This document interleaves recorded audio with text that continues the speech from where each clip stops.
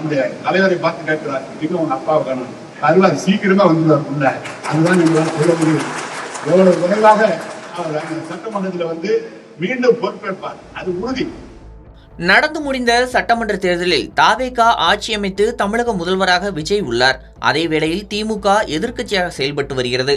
திமுகவின் தலைவர் முன்னாள் முதல்வர் மு.க.ஸ்டாலின் சென்னை கொளத்தூர் தொகுதியில் தோல்வியடைந்தார். இதன் பின்பு நடக்கும் இடைத்தேர்தலில் ஸ்டாலின் மீண்டும் போட்டியிடுவார் என்றும் போட்டியிட மாட்டார் என்றும் பல்வேறு கருத்துக்கள் அரசியல் வட்டாரங்களில் பேசப்பட்டது. இந்த நிலையில் புதுக்கோட்டை மாவட்டம் விராலிமலையில் நேற்று நடைபெற்ற திமுக நிர்வாகியின் தாயார் படத்திறப்பு விழாவில் பங்கேற்ற முன்னாள் திமுக அமைச்சர் கே நேரு பேசுகையில், திமுக தலைவரை பார்த்து சட்டமன்றத்தில் முதல்வர் விஜய் கேட்கிறார், எங்கே அப்பாவை காணோம் என்று. அவர் வருவார், சீக்கிரமே உள்ளே வந்து விடுவார். அதுதான் எங்களால் சொல்ல முடியும். ஸ்டாலின் எவ்வளவு விரைவாக சட்டமன்றத்துக்குள் வர முடியுமோ வந்து மீண்டும் பொறுப்பேற்பார். நேற்று வரை திமுக கட்சிக்காரர்கள் அமைதியாக இருந்தார்கள். சட்டப்பேரவையில் அப்பா எங்கே என்று கேட்டதும் தமிழகம் முழுவதும் திமுக காரர்கள் எழுந்து விட்டார்கள் எனவும் கே நேரு அந்த நிகழ்வில் பேசினார். இந்த காட்சிகள் சமூக வலைதளங்களில் வேகமாக பரவி வருகிறது.